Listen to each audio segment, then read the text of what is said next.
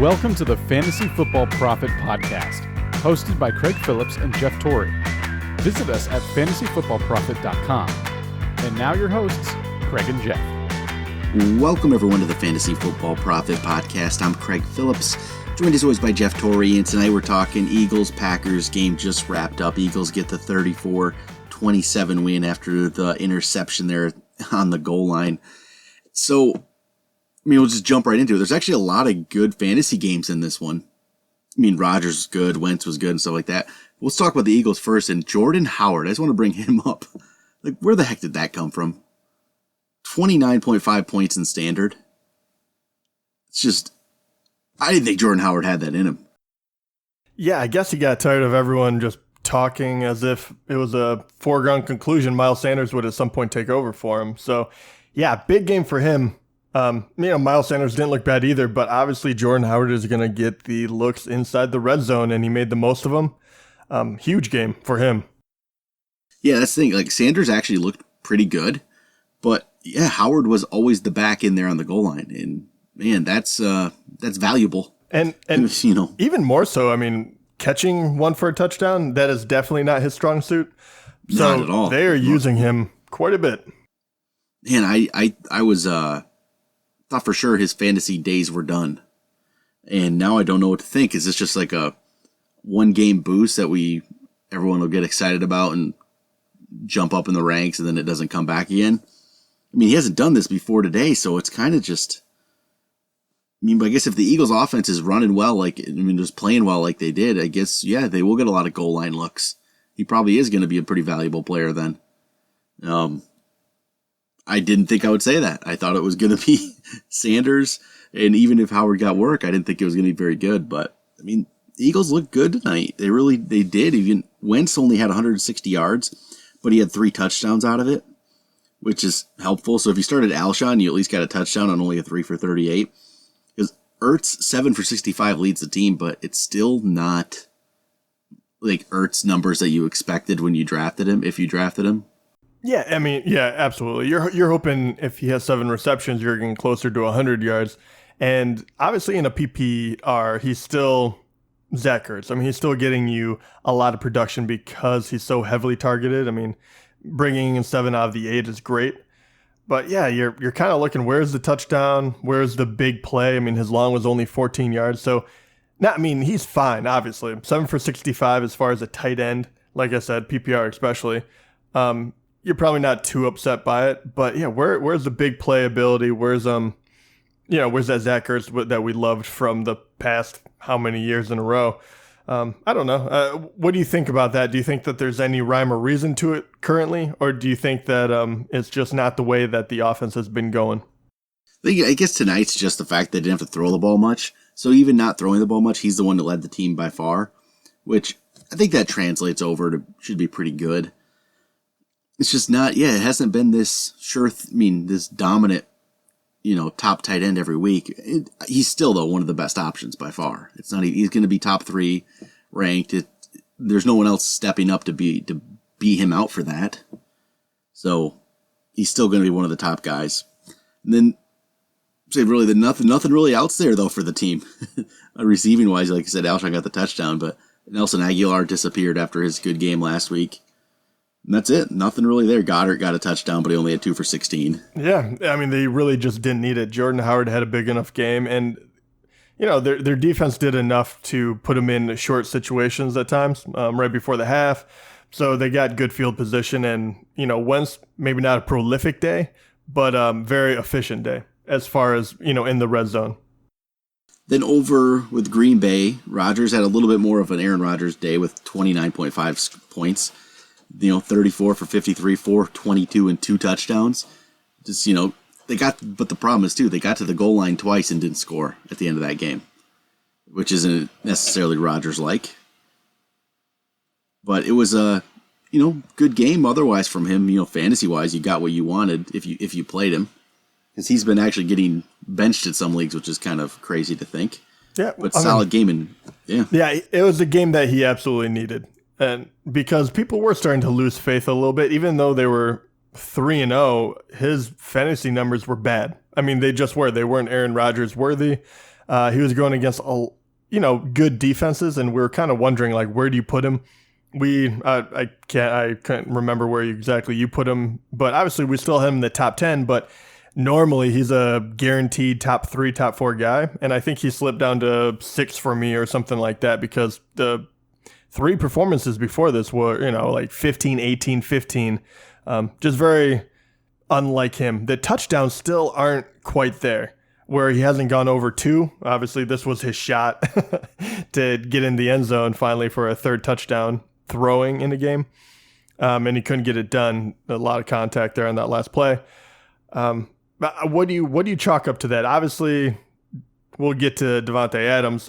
He wasn't able to play at the end of the game, which is hugely, that obviously hurt them a little bit. They were able to get it down there, but I'm sure that he would have been, helpful as far as even pulling defenders away from the middle of the field.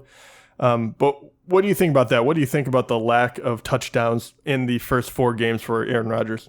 It seems one of the things that happened, I think, I don't feel like the Green Bay used to always get those like 1-2 yard touchdown passes that would boost Rodgers' numbers, and those are going to Aaron Jones now. They're not hesitating to run him down there for the most part, except that last play where they got the pick was a typical what they've been doing normally is running the ball, and they actually went back to try to pass it, but. They used to do those little plays to Jordy Nelson all the time. That kind of stuff was there. And, maybe if Adams would have been in there, they would have got a ball to him. But I'm surprised they didn't target, I don't remember whoever came in at cornerback there after the injury. They didn't target him on that last play, which was kind of surprising to me. I thought you go after the guy right away who comes in cold and hasn't played all day. They didn't do that, but, Rodgers is good. He's going to be good. When Adams was out there and healthy, they looked great. And Adams looked, 10 for 180.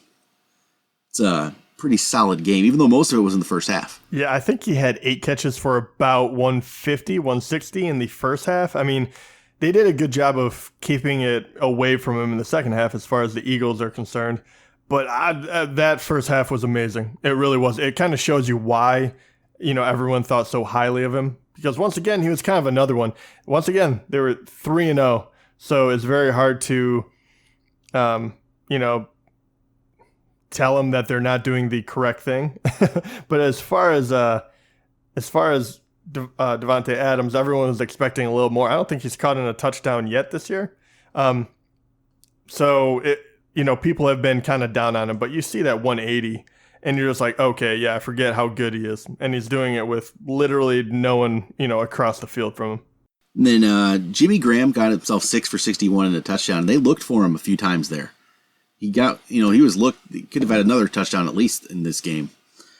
He's going to be a red zone threat. He's going to have games, though, where he doesn't show up at all. But he's going to have games like this. So I guess he's still on people's radars, especially with bye week coming up at tight end. As long as you have a tight end that gets a chance at touchdowns. That's really all you need sometimes if you don't have one of the top guys. You just need a touchdown.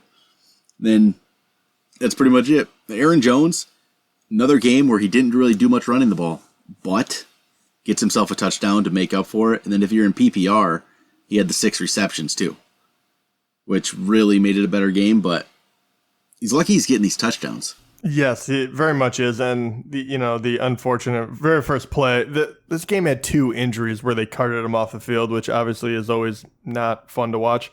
But Jamal Williams getting knocked out immediately in this game, that's probably why Aaron Jones was not that they overly used him by any means, a stretch of the imagination, but he did get 19 touches because of that, where obviously they probably would have thrown to Jamal Williams a little more.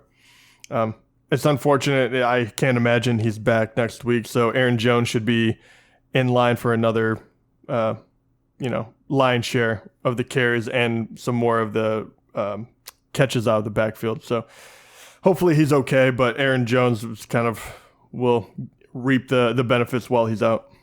Yeah, hopeful to see a little bit better production from him. But with the total yardage plus the touchdown, it's a decent game.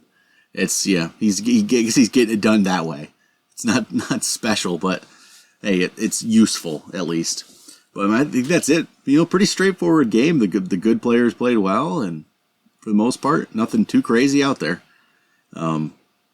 I'll say the last thing is like the Valdez-Scantling and Geronimo Allison. None of them are really stepping up too big for fantasy-wise. I know Allison got the touchdown, but the volume just isn't there for those guys.